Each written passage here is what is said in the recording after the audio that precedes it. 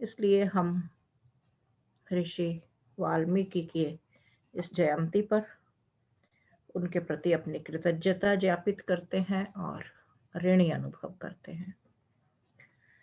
तो आज का हम पारायण प्रारंभ करेंगे। आपने पिछली बार सुना था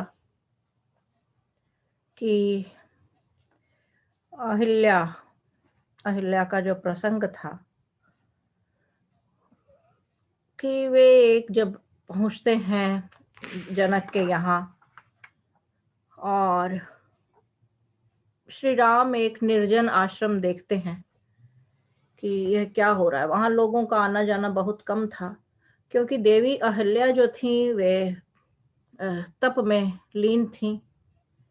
उन्होंने अपने आप को पूरी तरह से एक विशेष तपस्या में लीन कर रखा था, एक संकल्प लिया हुआ था वे उसमें, और लोगों से मिलती जुलती नहीं थी, अधिक आना जाना नहीं था, गतिविधि नहीं थी। तो श्री राम ने जब देखा कि यहाँ लोगों का आना जाना नहीं है, उन्हें उत्सुकता हुई और उन्होंने महर्षि महामुनि विश्वामित्र जी से पूछा कि ऐसा क्यों है कि यहाँ कोई व्यक्ति नहीं दिखाई दे रहा। और उनका पूछना वस्तुतः तभी संभव हुआ जब वाल्मीकि उन्हें एक ऐसे स्थान पर ले गए जहां दिखाई दे रहा था कि यहाँ गतिविधि नहीं है और लोग नहीं आ जा रहे हैं।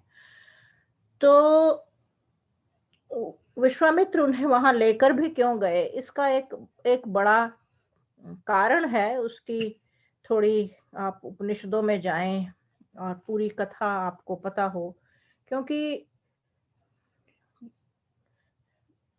महाराज जनक के यहाँ पर हैं वे अभी, और महाराज जनक का जो राजपुरोहित हैं वह वस्तुतः अहिल्या के पुत्र थे। गौतम और अहिल्या का जो पुत्र है वह राजा जनक के यहाँ पर राजपुरोहित हैं, और जिसे कहना चाहिए ऋषि हैं, वहां राज ऋषि हैं। तो लेकिन उनकी माता एक इस प्रकार के तपस्या में लीन है, उन्होंने समाज को अपने आप से काटा हुआ है। तो विश्वामित्र जी की यह बड़ी दूरदृष्टि थी कि जो इतने मान्य व्यक्ति हैं राजा जनक के यहाँ, और एक स्त्री हैं, इतनी तपस्वी स्त्री अहिल्या, तो यह सामाजिक दृष्टि से यह थोड़ा स्वीकार्य, उचित, आदरणीय नहीं है कि वह स्त्री सदा के लिए अपने तपस्या में लीन है, लोगों से व्यवहार नहीं रखती हैं और इस तरह, और यह समाज उन्हें इतने वर्षों से उनसे विलग है। तो विश्वामित्र ने श्री राम के माध्यम से अहिल्या को मिलवाया, ताकि जो समाज स्वीकार्यता जिसे हम कहते हैं, ताकि अहिल्या की जो समाज स्वीकार्यता है और देवी अहिल्या भी समाज को स्वीकार करें और समाज भी देवी अहिल्या को उसी आदर, उनकी तपस्या के साथ, सम्मान के साथ स्वीकार करें। तो जब श्री राम वहां जाएंगे तो स्वाभाविक है उनके पुत्र के मन में या बाकी समाज के मन में या देवी अहिल्या के मन में यदि किसी प्रकार की कोई विलग भाव है तो वह समाप्त हो जाएगा। तो अस्तु, तो वहां हमने देखा कि वे पहुंचते हैं और फिर आगे क्या होता है, हम आगे का विवरण आज आपके साथ। मिथिलापुरी में अब आगे की कथा कहाँ बढ़ती है, कहाँ जाती है। उन्होंने पिछली बार हमने अंत यहाँ हुआ था कि देवी अहिल्या ने उन्होंने जो देवी अहिल्या ने जो उनका सत्कार किया, श्री राम ने देवी अहिल्या के पांव छूकर उन्हें प्रणाम किया और देवी अहिल्या ने उनका सत्कार किया और उस आतिथ्य को उन्होंने ग्रहण किया, कुछ समय उनके पास रहे और फिर वे आगे मिथिलापुरी की ओर बढ़े। अब मिथिलापुरी में जब पहुंचे हैं तो श्री वाल्मीकि जी क्या बताते हैं, हमारे साथ आप सभी उसका आनंद लीजिए, प्रेरणा भी लीजिए। ततः प्रागुत्तरां गत्वा रामः सौमित्रणा सह विश्वामित्रं विश्वामित्रं पुरस्कृत्य यज्ञवाटमुपागमत्। तब विश्वामित्र जी को आगे करके श्री राम लक्ष्मण ईशान कोण अर्थात उत्तर पूर्व के मध्य की जो दिशा होती है उसे ईशान कोण कहते हैं, तो उस दिशा की ओर चलकर महाराज दशरथ की यज्ञशाला में पहुंचे। देखिए आगे आगे विश्वामित्र ऐसा नहीं है पैदल चल रहे हैं जैसे मंच पर रामलीला में दिखाया जाता है, यानी वे उनको उनका मार्ग प्रशस्त कर रहे थे मुनि विश्वामित्र, और उनके निर्देशन में वे आगे बढ़े। जहां पर महाराज दशरथ की यज्ञशाला थी वहां वे पहुंचते हैं। विश्वामित्रमनुप्राप्तं श्रुत्वा च नृपतिस्तदा शतानन्दं पुरस्कृत्य पुरोहितमनिन्दितः ऋत्विजोऽपि महात्मानस्त्वर्घ्यमादाय सत्वरं प्रत्युज्जगाम सहसा विनयेन समन्वितः। और जब वे उस यज्ञशाला में पहुंचते हैं और महाराज दशरथ को जब महाराज जनक को उनके आने का संवाद मिलता है तो वे क्या देखिए कितना अच्छा है। विश्वामित्र जी के आने का संवाद सुनकर जनक जो है चरित्रवान पुरोहित शतानंद जी को आगे कर विनय युक्त महाराज जनक अपने ऋत्विजों सहित अर्घ्य आदि का सामान लेकर शीघ्र वहां उपस्थित हो गए, क्योंकि ऐसा नहीं है कि उनके आने की सूचना पहुंच गए हैं और फिर वे आए हैं। वस्तुतः उन्हें पहले से ज्ञात था, महाराज दशरथ को पता लग गया था कि वे पहुंच रहे हैं, उन्होंने तैयारी इत्यादि कर रखी थी।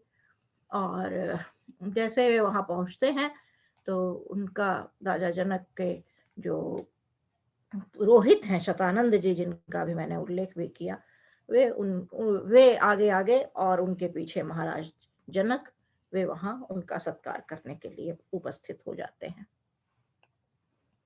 Last time we have heard the journey from Siddhashram to Mithilapuri, where the King Janak is performing some yajna, and there is a special bow also that Vishwamitra ji wanted to show it to Ram and Lakshman. Now they have arrived there.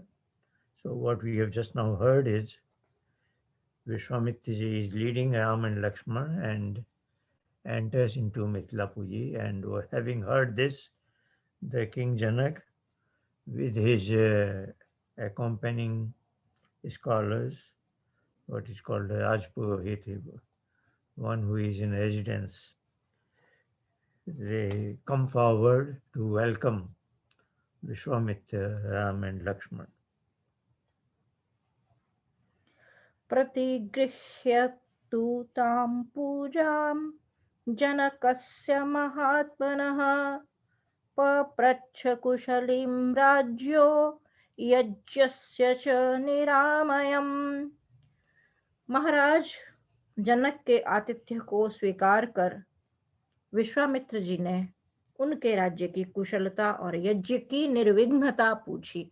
देखिए बड़ी हमने बार बार देखा है, जब भी श्री राम का दिन प्रारंभ होता है और सायंकाल होती है, जब दिन समाप्त होता है, तो दो कृत्य बार बार महर्षि वाल्मीकि ने उनके जीवन के लिखे हैं। दिन प्रारंभ होता है उपासना, संध्या उपासना, जिसे आंख बंद करके आप उपासना आप जानते हैं, समाधि में बैठना, ईश्वर की उपासना करना और यज्ञ अग्निहोत्र करना, और ऐसा ही वे दिन के अंत में भी करते हैं।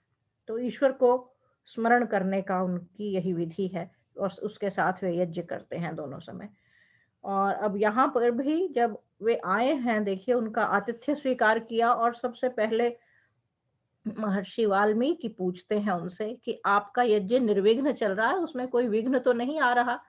और यज्ञ का अर्थ केवल अग्निहोत्र ही नहीं है, यज्ञ के बड़े व्यापक अर्थ हैं, उनकी अभी हम चर्चा नहीं कर रहे हैं।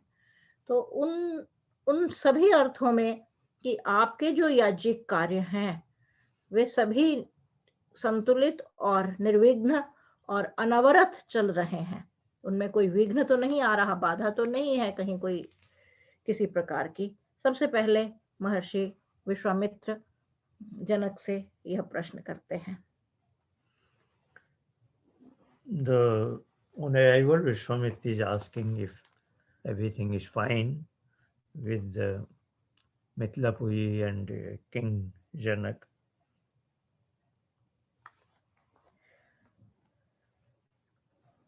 स तांश्चाथ मुनीन् पृष्ट्वा सोपाध्याय पुरोथ सह यथार्हम् ऋषिभिः सर्वैः समागच्छत प्रहृष्टवत्।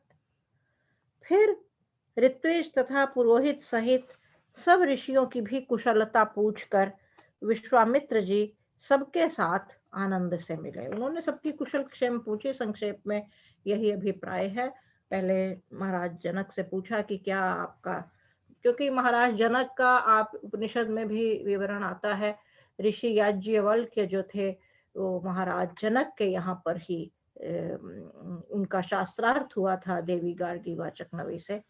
तो जो महाराज जनक हैं वे बहुत विद्वानों का सम्मान करने वाले, उनको सदा उनके सानिध्य में रहने वाले, स्वयं भी विद्वान और बहुत शास्त्रीय चर्चाओं परिचर्चाओं ऐसे विषयों में रुचि रखने वाले थे और इन्हीं में संलग्न रहते थे। उनके यहाँ विद्वत्ता के मानदंड बहुत बड़े थे। तो सबसे पहले वे इसी रूप में ख्यात थे। तो सबसे पहले विश्वामित्र जी इसीलिए उनसे उनके ऐसे जो निरंतर वे इस प्रकार के कार्य करते रहते हैं जिन्हें याज्ञिक कहा गया, इन प्रकार के याज्ञिक कार्यों के उनकी खोज खबर लेते हैं, पूछते हैं उनसे। और तत्पश्चात उनके यहाँ बहुत सारे ऋषियों को और उपाध्यायों को, ऋत्विज और पुरोहित इत्यादि जो हैं, देख परिवार का कुशल क्षेम पूछने से भी पहले महर्षि विश्वामित्र उन सब की कुशल क्षेम उनसे पूछते हैं और उनसे मिलते हैं सबसे पहले। अथ राजा मुनि श्रेष्ठम कृतांजलिरभाषत अद्य यज्ञ समृद्धिर्मे सफलता दैवतः कृता। जब उन्होंने ऐसा सब पूछा तब महाराज जनक ने हाथ जोड़कर कहा कि विद्वानों की कृपा से मेरे यज्ञ में जो कमी थी वह आज पूर्ण हुई। तो महाराज जनक के लिए यज्ञ यही है कि विद्वान उनके यहाँ प्रश्रय लेते हैं, वे विद्वानों के निर्देशानुसार अपना जीवन यापन और अपना राजकाज चलाते हैं। तो उन्होंने बड़ी विनम्रता से कहा कि बस जैसे हम कहते हैं ना कि बस केवल आपकी ही कमी थी मेरे यज्ञ में, यही एक अभाव था कि आपकी सेवा करने का मुझे सौभाग्य नहीं मिला था और आज आप पधार गए हैं। तो यही एक कमी थी आपके आने से पहले जो आज आपने आकर पूरी कर दी है। Again, some pleasantries and inquiry about if everything is fine with King Janak. Now he responds that yes, things are fine, and now that you have arrived, as if there is a sense of completeness here. अद्य यज्ञ फलं प्राप्तं भगवद्दर्शनां मया धन्योऽस्मि अनुग्रहीतोऽस्मि यस्य मे मुनिपुङ्गवः यज्ञोपसदनं ब्रह्मान् प्राप्तोऽसि मुनिभिः सह। भगवान, आज आपके दर्शन कर मुझे यज्ञ का फल प्राप्त हो गया है। आपके मुनियों सहित यज्ञशाला में पधारने से मैं धन्य और अनुग्रहित हूँ। Now he again amplifies that your presence makes a big difference to my activity here, and I am so blessed that you are here. इत्युक्त्वा मुनिशार्दूलं प्रहृष्टवचनस्तदा पुनस्तं परिपप्रच्छ प्राञ्जलि प्रयतो नृपः। विश्वामित्र जी ने ऐसा कहा, प्रसन्न मुख हाथ जोड़कर उन्होंने पूछा, क्योंकि विश्वामित्र जी ने जो प्रश्न किए हैं उनका इस प्रकार उत्तर दिया महाराज दशरथ ने, और फिर महाराज जनक ने और उन्होंने फिर हाथ जोड़कर उनसे पूछा। अब थोड़ा 3 एक साथ श्लोक आएंगे। इमौ कुमारौ भद्रं ते देवतुल्य पराक्रमौ गजसिंहगति वीरौ शार्दूल वृषभोपमौ पद्मपत्र विशालाक्षौ खड्गतूणीधनुर्धरो अश्विनाविव रूपेण समुपस्थित यौवनौ कथं पद्भ्यामिह प्राप्तौ भूषयन्ताविमं देशं कस्य पुत्रौ मुनिश्रेष्ठ श्रोतुमिच्छामि तत्त्वतः। क्योंकि उनके साथ श्री राम और लक्ष्मण थे विश्वामित्र जी के साथ, तो महाराज जनक को स्वाभाविक उत्सुकता है कि ये कौन है। और संस्कृत में जैसे हिंदी में होता है ना कि एक वचन और बहुवचन, ना 2 ही वचन होते हैं, संस्कृत में द्विवचन भी एक होता है, एक वचन, द्विवचन और बहुवचन। जैसे एक वेद मंत्र है, सहना भवतु सहनौ भुनक्तु सह वीर्यम करवावहै। तो इस तरह से तो जो अर्थ लगाने वाले हैं उसमें इस प्रकार के भाषा और व्याकरण का प्रयोग होता है कि समझ लग जाती है कि 2 के बारे में बात हो रही है, जोड़े के बारे में। तो यहाँ भी इस पूरे में पराक्रमौ, उपमौ, फिर धनुर्धरौ आया है, फिर समुपस्थित यौवनौ आया है, कस्य पुत्रौ आया है, अर्थात वे दोनों के बारे में पूछ रहे हैं, 2 लोगों के बारे में। तो उन्होंने पूछा कि भगवान आपका कल्याण हो, ये दोनों कुमार पराक्रम में देवताओं के समान हैं। ये गज अर्थात हाथी, सिंह, शार्दूल और वृषभ कहते हैं सांड के लिए, संस्कृत का शब्द है। तो इस प्रकार की गति वाले हैं, दोनों ही वीर हैं। इनकी आंखें कमल के समान विशाल, और इन्होंने तलवार, तरकश और धनुष धारण किए हुए हैं। सौंदर्य में ये अश्विनी कुमारों के समान है। इनका यौवन फूट रहा है। इस देश को शोभायमान करते हुए ये पैदल ही क्यों आए हैं? हे मुनिश्रेष्ठ, ये किसके पुत्र हैं? यह सब मैं जानना चाहता हूँ। यहाँ तो देखिए, रचनाकार कवि जो होता है उसे तो 2-4 पंक्तियों में अपनी बात कहनी होती है, तो उस पर यह अनुशासन, क्योंकि छंद का एक अनुशासन होता है कि उसी मीटर में, उसी छंद में, और जिस शैली को रचनाकार ने प्रारंभ किया है, लेकर चल रहा है, उसी शैली में बहुत सारे सीमित शब्दों में उन्हें अपनी बात कहनी होती है। और हमारे यहाँ जो श्लोक जो संस्कृत के हैं, 2-2 जैसे दोहा होता है, 2 पंक्ति में अपनी पूरी बात कह देता है, उसी प्रकार एक श्लोक में एक बात कही जाती है। यहाँ 3 श्लोक अभी हमने पढ़े हैं, तो इन 3 श्लोकों अर्थात 6 पंक्तियों में उन्होंने सारी बात पूछनी है। तो बड़े ही उस तरह से है, लेकिन ऐतिहासिक और व्यवहारिक दृष्टि से ऐसा नहीं है कि उन्होंने केवल इस तरह से, तो बातचीत में वे जानना चाहते हैं, क्योंकि श्री राम और लक्ष्मण जिस प्रकार उनकी जिसे इंग्लिश में अपीयरेंस कहते हैं, उन्हें देखते ही पता चलता है कि वे इतने बढ़िया डील डॉल वाले, उनकी शक्तिशाली, बड़े बड़े उन्होंने धनुष धारण किए हुए हैं और यौवन फूट रहा है, यह शब्द आता है। तो और उनके हाथ पास तलवार है, तरकश है, तुनीर है, धनुष है, तो ये सब चीजें उनके साथ हैं जिसे लिए चल रहे हैं।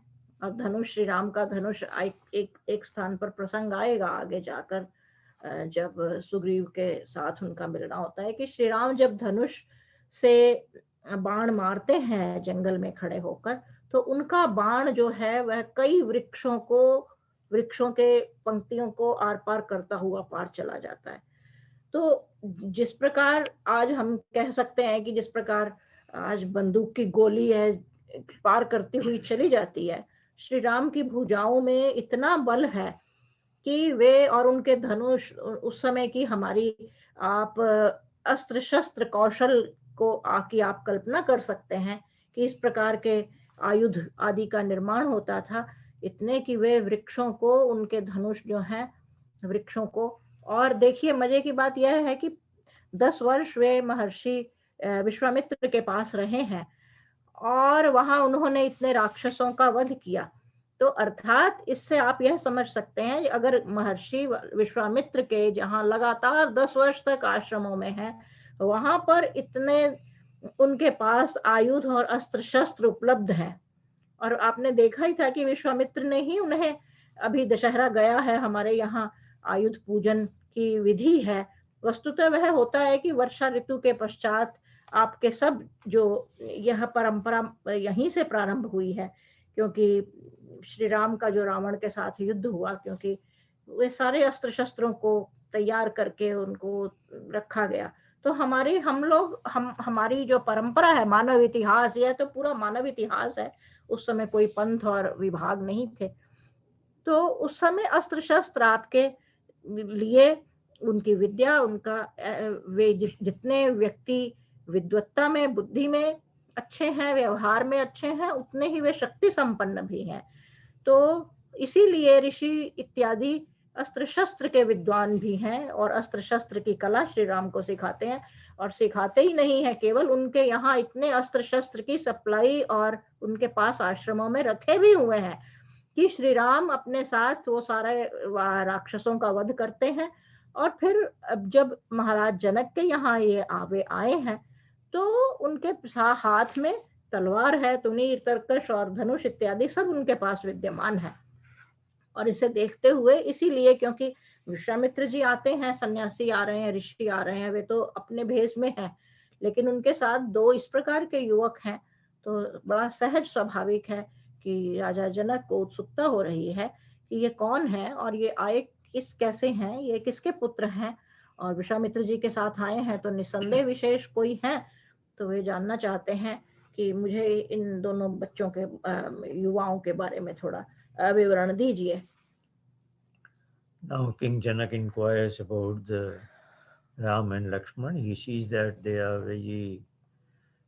are quite special. They look very different, unusual, very good, and they are carrying a bow and sword, etc. So naturally, he wants to know who are these two young men traveling with you and who they are with you. So we'll see what is the response.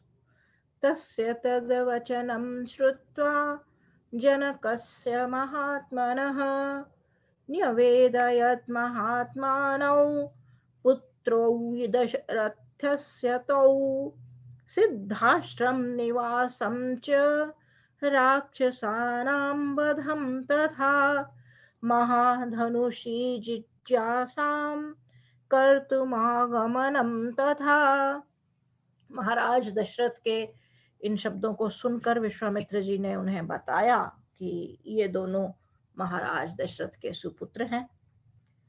और ऐसा कहकर जब उन्होंने बताया, और फिर उसके साथ ही उन्होंने उन राम और लक्ष्मण का सिद्धाश्रम में उनके साथ समय व्यतीत करना, रहना, और उन्होंने किस प्रकार शिक्षा ली, कैसे उन्होंने राक्षसों का वध किया, यह सारा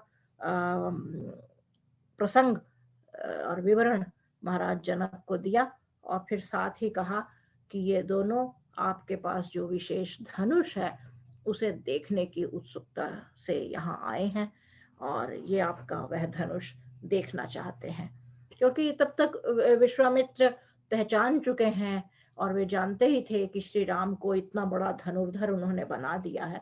तो बड़ी कूटनीति, इसमें दूरदृष्टि कहना चाहिए, ऋषियों की होती थी। उन्हें पता था कि यदि विश्व का इतना बड़ा धनुर्धर है और महाराज जनक के पास एक विशेष धनुष है, तो वह धनुष श्री राम के पास होना चाहिए।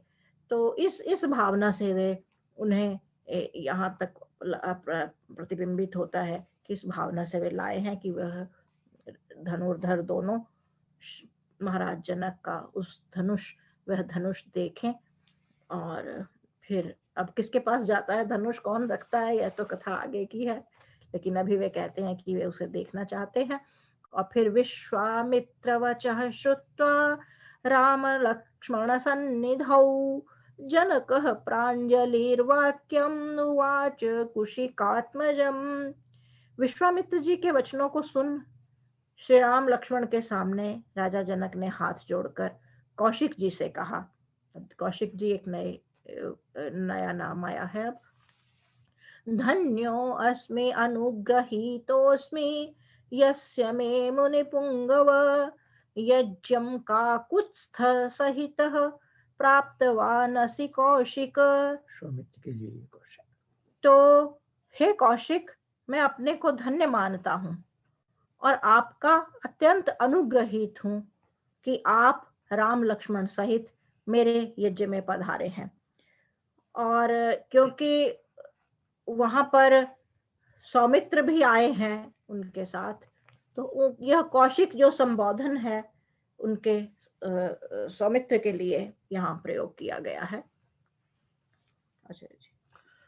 Now Vishwamitra responds to him saying that he says three things, that these two young men are sons of King Dashrath, and then he says they were with me for further education in Siddharshram, and that culminated in that they were able to kill the bad elements that were interfering in my activities. And now they are here. I thought they should see your particular large, grand bow that you have, and they are very much interested in seeing that. Then the king Janak responds that I am so happy to hear this, and I am equally blessed that along with you, these two young princes from King Dashrath have also arrived here. श्वः प्रभाते महातेजो द्रष्टुमर्हसि मां पुनः स्वागतं तपतां श्रेष्ठ मामनुज्ञातुमर्हसि। हे महातेजस्विन, कल प्रभात काल फिर मुझे दर्शन दीजिए। हे तपस्वियों में श्रेष्ठ, अब मुझे आने की आज्ञा दीजिए। एवमुक्त्वा मुनिश्रेष्ठं वैदेहो मिथिलाधिपः प्रदक्षिणं चकाराथ सोपाध्यायः स बांधवः। ऐसा कहने के बाद महाराज जनक ने अपने उपाध्याय और बंधु बांधवों सहित विश्वामित्र जी की प्रदक्षिणा की और चले गए। उन्होंने वस्तुतः उनका पूरा, जैसे हम कहीं मिलते हैं कुशल मंगल पूछते हैं, परिचय पूछते हैं, एक दूसरे का प्रयोजन पूछते हैं और अपनी विनम्रता प्रदर्शित करते हैं, स्वागत करते हैं, तो ये सारी क्रियाएं यहाँ संपन्न हुई। और फिर उन्होंने कहा कि अब आप लोग विश्राम कीजिए, मैं आपसे कल मिलता हूँ। ऐसा कह के उन्होंने महाराज जनक ने उनके सभी जो उपाध्याय थे उन्होंने भी विश्वामित्र जी की प्रदक्षिणा की और फिर प्रणाम निवेदित करके वे लोग चले गए। Now with this sort of introduction, now Janak is asking to take leave, and along with all his companions, scholars, they suggest that may you come again tomorrow morning here, and then we will have a look at it, or you will have a look at that gate bow. And he takes leave from them and they go away, the King Janak and his companions, scholars.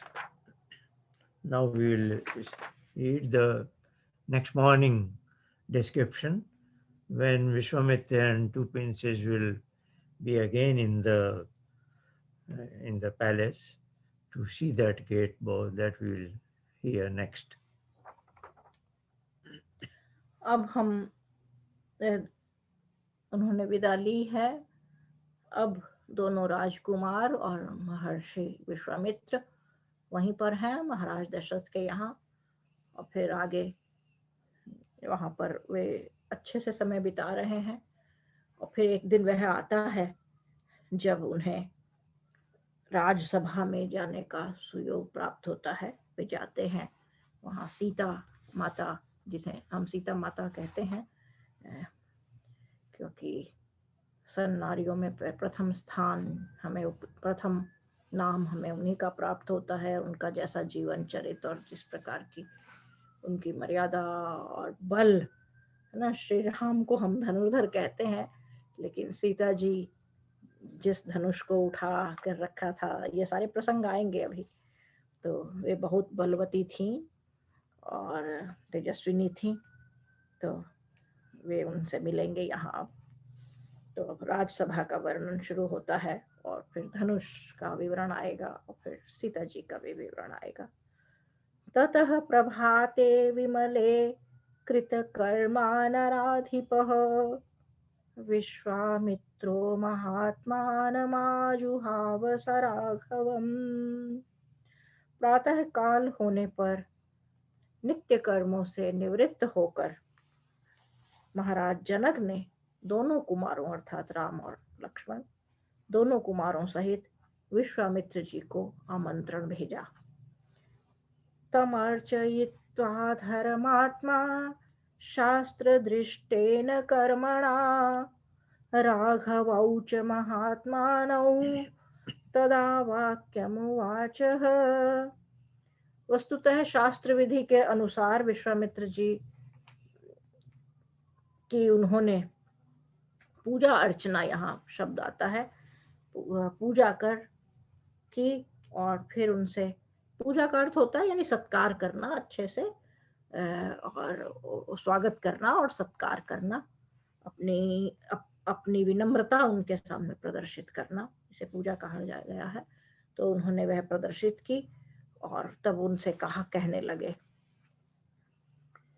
Now in the next morning, the King Janak gets ready again to welcome formally Vishwamitra and the two princes, and he sends his envoy representative to bring them back into the palace.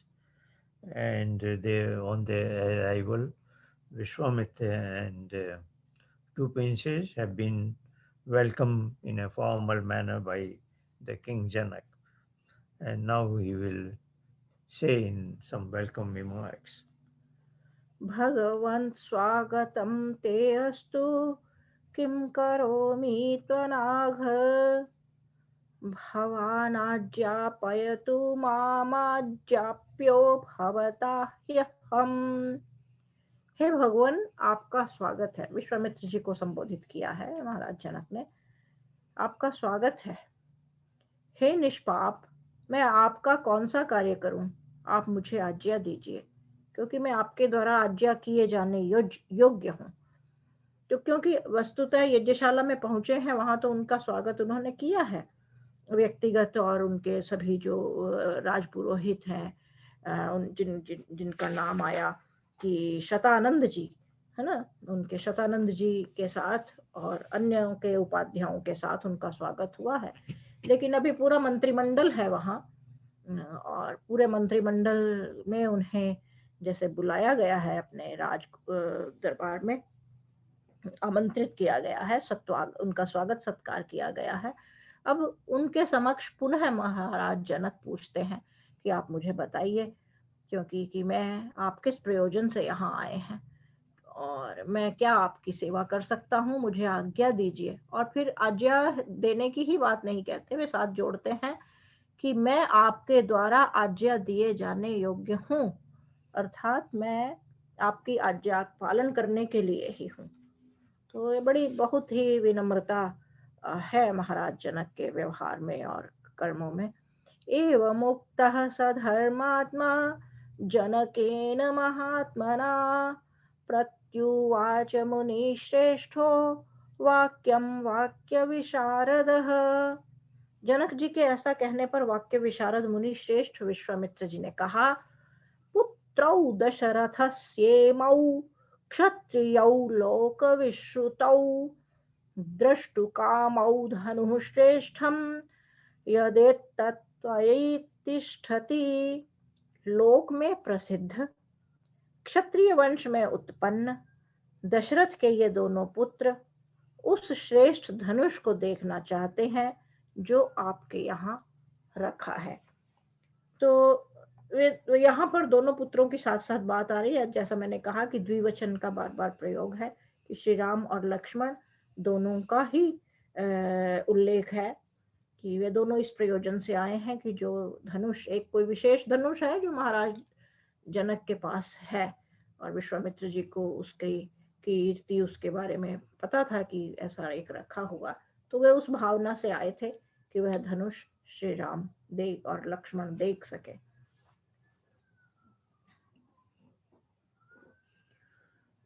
Now, King Janak again presents himself and says very obediently that I wish to be told by you or ordered by you what I should do next. And then in response, Vishwamitra says that, repeats what he had said in the previous evening, that yes, the two princes would very much like to see that great bow. एवमुक्तस्तु जनकः प्रत्युवाच महामुनिं, श्रूयतामस्य धनुषो यदर्थमिहि तिष्ठति। यह सुन राजा जनक ने विश्वामित्र जी से कहा, जिस प्रयोजन के लिए यह धनुष रखा है उसे भी सुनिए। वीर्य शुल्केति मे कन्या नाम्ना सीतेति विश्रुता, योगिन्यास्तनयां तां तु वर्धमानां ममात्मजाम्। वरयामासुरागम्य राजानो मुनिपुङ्गव, तेषां वरयतां कन्यां सर्वेषां पृथिवीक्षिताम्। वीर्यशुल्केति भगवन्न ददामि सुतामहम्। योगिनी के गर्भ से उत्पन्न सीता के नाम से। अब यहाँ यह भी ध्यान रखना होगा कि देखिए, सीता जी के बारे में जो एक दंत कथा, उसे दंत कथा कहना चाहिए, जो किंवदंतियां ऐसे ही चला दी जाती हैं कि वह धरती में से निकली थी, कुंभ में से। यहाँ महाराज जनक जो स्वयं बहुत ही प्रकांड विद्वान हैं, बहुत महाबली हैं, बहुत विनम्र हैं, विद्वान, जिनके यहाँ निरंतर विद्वानों का जमावड़ा लगा रहता है, वे स्वयं सभी विद्वानों और अपने पूरे मंत्रिमंडल के समक्ष क्या कहते हैं कि योगिनी के गर्भ से उत्पन्न, योगिनी है ना। तो ये अब आप समझ सकते हैं कि सीता जी का जन्म किस प्रकार से हुआ है। तो योगिनी महाराज जनक की धर्मपत्नी का नाम है। तो योगिनी के गर्भ से उत्पन्न सीता नाम से प्रसिद्ध मेरी वीर्य शुल्का, वीर्य शुल्का का अर्थ होता है जो पराक्रम दिखाकर प्राप्त करने योग्य हो, अर्थात आपको अपना बल दिखाना पड़ेगा उसे सीता का स्वामी बनने के लिए। तो ऐसी वीर्य शुल्का कन्या को युवा होते हुए देख उसके साथ विवाह करने के लिए अनेक राजा लोग आए। मैंने उन राजाओं से कहा कि यह कन्या वीर्य शुल्का है, अतः बिना पराक्रम की परीक्षा लिए मैं अपनी कन्या किसी को नहीं दूंगा। तो जिस प्रकार लोग देखते आते हैं कि मंचों पर रामलीला होती है तो दिखाते हैं कि दरबार लगा है, सभी एक साथ उपस्थित थे, ऐसा नहीं है कि सबके सब एक साथ आए और अपना अपना पराक्रम दिखा रहे हैं। राजा लगातार आते रहे, उनके यहाँ पहले भी आते रहे हैं। तो कई राजा अपना अपना विवाह का प्रस्ताव सीता के पास भेज चुके हैं, वे आ चुके हैं उनके पास प्रस्ताव लेकर स्वयं भी, और अपने अन्य जो उनके राजकाज से जुड़े हुए लोग हैं, किसी के माता पिता होंगे, किसी के सन्यासी ऋषि महर्षि होंगे।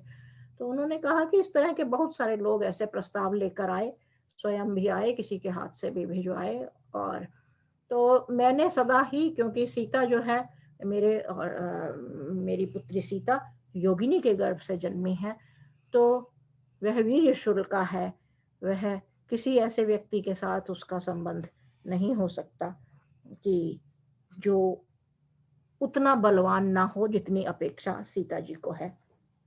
तो कहते हैं कि मैंने सबके पराक्रम की परीक्षा की, है ना, और क्योंकि मैं बिना पराक्रम की परीक्षा किए अपनी बेटी किसी को नहीं दूंगा। तो ततः सर्वे नृपतयः समेत्य मुनिपुंगव मिथिलामप्युपागम्य वीरं जिज्ञास्वतस्वस्तदा। हे मुनिश्रेष्ठ, तब सब राजा लोग इकट्ठा होकर अपना पराक्रम प्रदर्शित करने के लिए मिथिला में आए। तो वे कहते हैं कि जब मैंने कहा कि आप सब लोग, जब जब कोई प्रस्ताव लेकर आता था तो मैं उन्हें कहता था कि मैं तो आपके पराक्रम की परीक्षा करूंगा। तो अब पराक्रम की परीक्षा के लिए सभी राजाओं को हमने मिथिला में एकत्र हुए हैं वे राजा, कि चलिए हम अपने अपने पराक्रम की परीक्षा देते हैं। Now the King Janak describes his intention behind this great bow that has been placed for an exhibition. And he says that I have a daughter named Sita. She is a daughter of mine as well as my wife Yogini. And she has been, she has developed into a young woman who will accept a partner, only one who has great strength and bravery. And then he says, in the past few days, a number of princes and kings, etc., have come with the intention to marry of Sita, and this has become my criteria to assess their strength and bravery, and the great bow is for that purpose. And they have, up till now, everybody has failed in that. So he is narrating what is his actual intention, that the great bow is a criteria to evaluate somebody's ability to marry his daughter Sita. तेषां जिज्ञासमानानां वीर्यं धनुरुपाहृतं न शेकुर्ग्रहणे तस्य धनुषस्तोलनेऽपि वा। क्योंकि वो कहते हैं कि वे लोग अपना अपना पराक्रम दिखाने मिथिला में आए और फिर उनकी परीक्षा करने, उनके पराक्रम की परीक्षा करने के लिए वह जो विशेष धनुष है जिसके लिए विश्वामित्र जी ने कहा कि ये दोनों कुमार आए हैं, उसी धनुष का विवरण चल रहा है। तो कह रहे हैं कि जब वे आए तो मैंने वह धनुष उनके सम्मुख रखवाया, है ना, परंतु उनमें से कोई एक भी उस पर प्रत्यंचा, चिल्ला, यहाँ चिल्ला शब्द का भी प्रयोग आया है, कि कोई भी उस धनुष पर प्रत्यंचा नहीं चढ़ा सका। क्योंकि आपने देखा है कि जो धनुष का आकार प्रकार आप जानते हैं, उसके आगे एक डोरी सी लगी हुई होती है। तो यदि इतने शक्तिशाली, इतने प्रचंड बाण जिस पर रखे जाते हैं और उसे खींचा जाता है, तो वह डोरी बार बार बदलनी पड़ती है। उसी पर से निर्धारित होता है कि धनुष कितनी दूर जाएगा, क्योंकि वही खिंचती है पीछे की और आगे एक स्थान पर वर्णन आएगा कि श्री राम उस प्रत्यंचा को खींचकर कितना पीछे तक ले जाते हैं। तो वह जितना पीछे तक ले जाते हैं उतने बल से वह धनुष से निकलकर बाण आगे की ओर बढ़ता है, उतनी गति से और उतने बल से। तो वह उसे बार बार बदलना पड़ता है उस प्रत्यंचा को।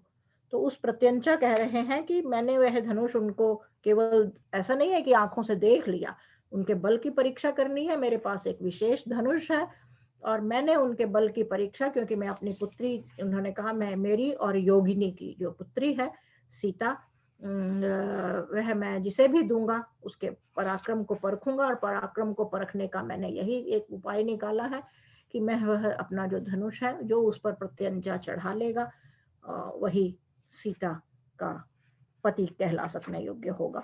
तो कहते हैं कि वो कोई भी उनमें से, इतने राजा महाराजा यहाँ आए और जब मैंने परीक्षा ली कि चलो कोई प्रत्यंचा चढ़ाओ, तो कोई उनमें से एक भी व्यक्ति उस पर प्रत्यंचा नहीं चढ़ा सका।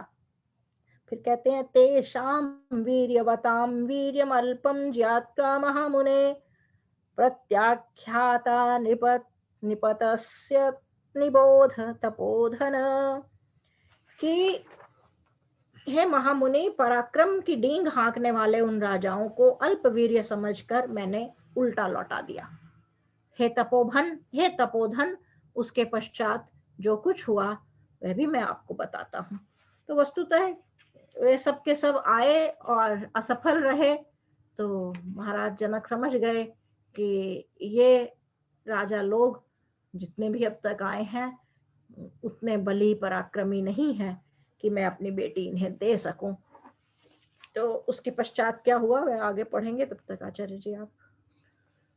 Now he says that in the past all the kings had come, and that specific criteria was to lift that grand bow and place an arrow after pulling that string backward, but they were not able to do it. So they were not meeting the criteria and were not strong enough, and that's why they were just appearing to show the strength, but they were failing in that particular criteria. ततः परम Koppen राजानो मुनिपुंगव अरुन्धन् मिथिलां सर्वे वीर्य संदेहमागतः, कि हे मुनि श्रेष्ठ, तब उन हीन पराक्रम राजाओं ने मिलकर मिथिला को घेर लिया, क्योंकि अब वे सब बड़े रुष्ट हो गए हैं। उनको लग रहा है एक तो सीता जी के यानी बहुत इतने बड़े राजा की बेटी हैं, राजकुमारी हैं, और सीता जी स्वाभाविक है रूप और गुणों में श्रेष्ठ हैं और बलवती भी हैं, जिन्होंने ऐसा पति चाहती हैं। स्वयंवर की प्रथा होती थी हमारे यहाँ। स्वयंवर का अर्थ ही है स्वयं, स्वयंवर शब्द बना ही है स्वयं और वर। वर कहते हैं चुनना, वर्ण करना, जो गायत्री मंत्र में आता है तत्सवितुर्वरेण्यम, कि हम उस ईश्वर के वरेण्य भर्ग के लिए जो कामना करने की बात आई है। तो वर शब्द वहीं से आया है, जो वर्णीय है, जिसको चुना जाता है। तो स्वयंवर का अर्थ है स्त्रियां अपने लिए स्वयं पति चुनती थी। और आजकल भी आप देखेंगे पाश्चात्य जगत में भी जो स्त्री है, निर्णय का अधिकार उसके, जो पुरुष उसके सामने, यहाँ भी एक प्रथा है ना प्रपोज करना जिसे कहते हैं, कि वह प्रस्ताव रखते हैं, लेकिन उसे स्वीकार करना है या नहीं करना यह निर्णय स्त्री के हाथ में रहा है। यही जो हमारी पुरातन परंपरा है, यह उसी का ही प्रभाव है कि स्त्री को यह स्थान है कि वह तय करेगी कि कौन उसका पति होगा। तो स्वयंवर शब्द वहीं से आया, अपने लिए किसी को चुनना, स्वयंवर। तो सीता जी ने कहा, जब सीता जी का यह था कि उन्हें लगा कि अब हम सीता जी हमें स्वीकार नहीं करेंगी, है ना, क्योंकि हम उतने बलशाली नहीं हैं, हम अपनी वीरता वैसी प्रदर्शित और नहीं कर पाए हैं। तो वे बहुत नाराज हो गए, और नाराज होकर उन्होंने फिर वो आपस में, उन्होंने, जैसे होता है ना बुरे लोग तो एक साथ जुट जाते हैं, जैसे सब आपस में मिलजुल गए और उन्होंने साठगांठ कर ली और फिर उन्होंने मिथिला को घेर लिया। तो परम भग्ना नृपतयो हन्यमानादिशो ययुः अवीर्या वीर्य संदिग्धा सामात्यः पापकारिणः। परंतु अंत में वे भीरू वीरता की झूठी डींग हाँकने वाले राजा मेरे द्वारा परास्त होकर अपने मंत्रियों सहित चारों दिशाओं में भाग गए। तो महाराज जनक तो बहुत बलशाली हैं, जिनकी बेटी इतनी बलशाली है, धनुष उनके पास विशेष है, इतने विद्वानों से घिरे हुए हैं, और उनका समय और सारा इसी में जाता है। उनके यहाँ शांति है, व्यवस्था है, सब कुछ है। तो जिसकी सीमाएं सुरक्षित होती हैं वही इस तरह से शांत और निश्चिंत होकर बैठ सकता है, और सीमाएं उन्हीं की सुरक्षित होती हैं जो बलशाली हैं। तो महाराज जनक कितने बलशाली हैं, उन्होंने उन सब जो झूठी झूठी डींगे मार रहे थे, उन्होंने कहा, महाराज जनक ने बताया कि मैंने उन सबको भगा दिया, और वे अपने अपने चारों दिशाओं में भाग खड़े हुए। तदे तन्मुनि शार्दूल धनुः परम भास्वरम राम लक्ष्मणयोश्चापि दर्शयिष्यामि सुव्रत। कि हे मुनि श्रेष्ठ, यह वही दिव्य धनुष है, हे सुव्रत, मैं इसे राम लक्ष्मण को भी दिखलाऊंगा। तो क्योंकि विश्वामित्र जी ने प्रयोजन यही कहा है कि श्री राम और लक्ष्मण भी उस धनुष को देखना चाहते हैं, तो अब महाराज जनक कह रहे हैं कि इसी के चक्कर में यह सब हुआ है, और मैंने अब धनुष का आपको सारा इतिहास बता दिया और घटनाएं उससे जुड़ी हुई बता दी, पिछले दिनों क्या क्या हुआ इस धनुष के प्रकरण को लेकर। तो वह धनुष अब मैं श्री राम और लक्ष्मण को जरूर अवश्य दिखाऊंगा। तद Then he says, हाँ खत्म कर दो। अब इस सर्ग का अंतिम श्लोक है, फिर आचार्य जी उसकी समाप्त करेंगे। तो यद्यस्य धनुषो रामः कुर्यादारोपणं मुने सुतामयो निजां सीतां दद्यां दाशरथेरहम्। यदि राम इस धनुष पर प्रत्यंचा चढ़ा देंगे तो मैं कर्मणा क्षत्राणि और अपनी पुत्री इन्हें प्रदान कर दूंगा। तो वे इतने हैं कि यदि श्री राम इतने बलशाली हुए और उन्होंने प्रत्यंचा चढ़ा दी तो मैं श्री राम को अपनी पुत्री दे दूंगा, क्योंकि दोनों हैं तो दो भाई एक साथ आए हैं।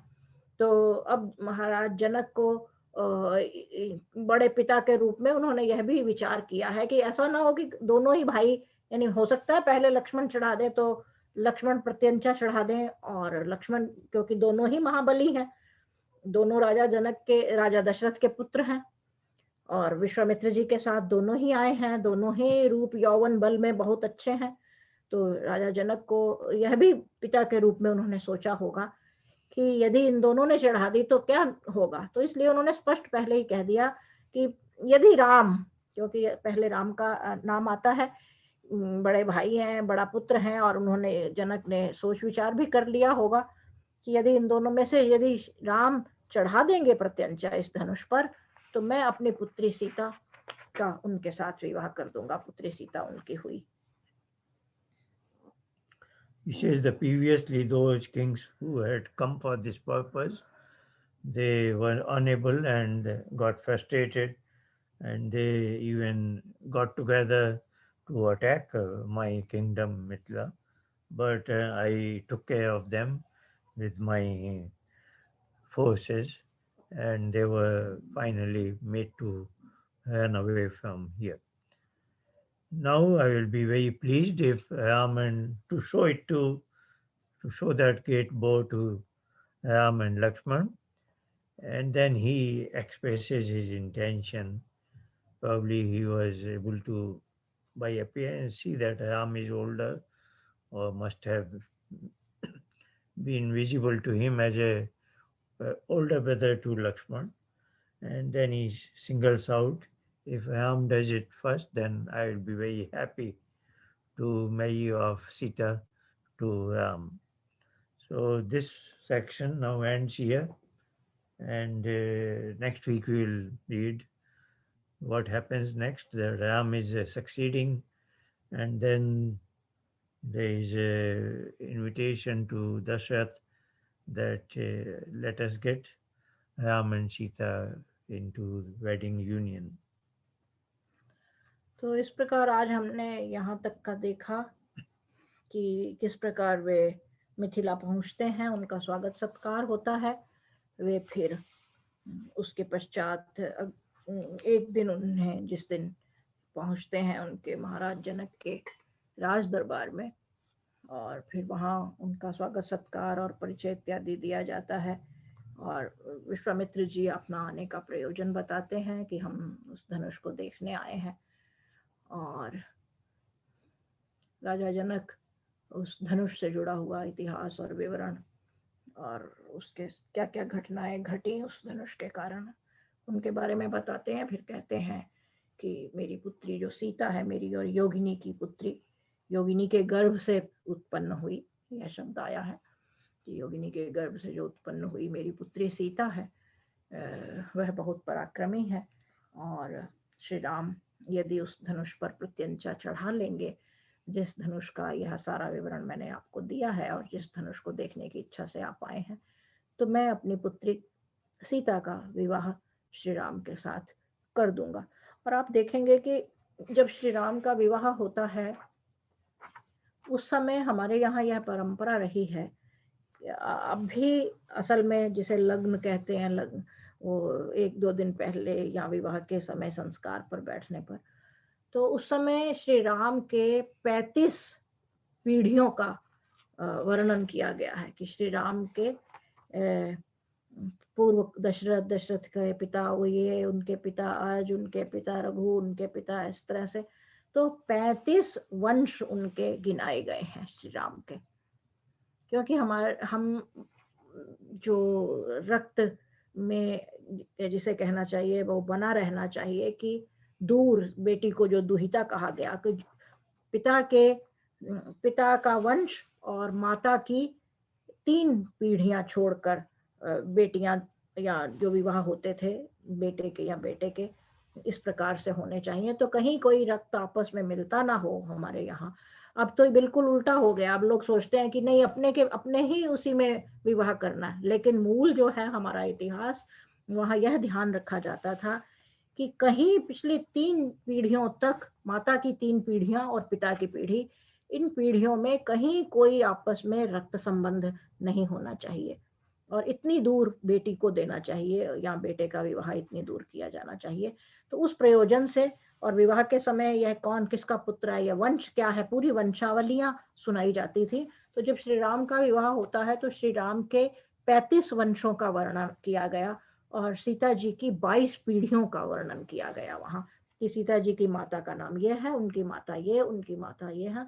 तो क्योंकि माता जो है, महिला जो है, वह हमेशा दूसरे परिवार से घर में आती है, तो इसलिए माँ का तो वंश हर बार अलग अलग होता है और पिता का वंश वही रहता है, लेकिन पिता के, उनके पिता कौन थे, उनके पिता कौन थे, उनके पिता कौन थे, केवल पिता ही नहीं, उनके माता पिता कौन थे, उनके फिर माता पिता कौन थे। तो यह इतना बड़ा विवरण आता है। तो इससे यह सिद्ध होता है कि श्री राम का जब शासन है या जब दशरथ का शासन की हम बात सुन रहे हैं, यह कहानी भारतीय भारतीय तो नहीं, मानव इतिहास के तो सभी मानवता के आदि पुरुष हैं। तो यह कहानी वहां से प्रारंभ नहीं होती, उससे 35 पीढ़ियों पहले से यह परिवंश जो है यह शासन करता रहा और रहा है सत्ता में। इस परिवार का जो प्रतिनिधि श्री राम की कथा हम सुन रहे हैं, अगले सप्ताह हम उसे पुनः प्रारंभ कर आगे आगे बढ़ाएंगे कि धनुष कैसे भंग हुआ, धनुष कैसे टूटा और फिर जब धनुष टूट गया फिर क्या हुआ, फिर दशरथ के पास कैसे दूत भेजे गए सूचना देने के लिए, उतना समय श्री राम वहीं रहते हैं और इत्यादि इत्यादि। तो आगे की कथा अगले सप्ताह सुनेंगे। आप सभी के लिए शुभकामनाएं, आपका सप्ताह बहुत अच्छा बीते। शीत शुरू प्रारंभ हो चुका है, अपना ध्यान रखिएगा, अपने परिवार वालों का भी ध्यान रखिएगा। नमस्ते, फिर मिलेंगे, धन्यवाद। नमस्कार। नमस्कार।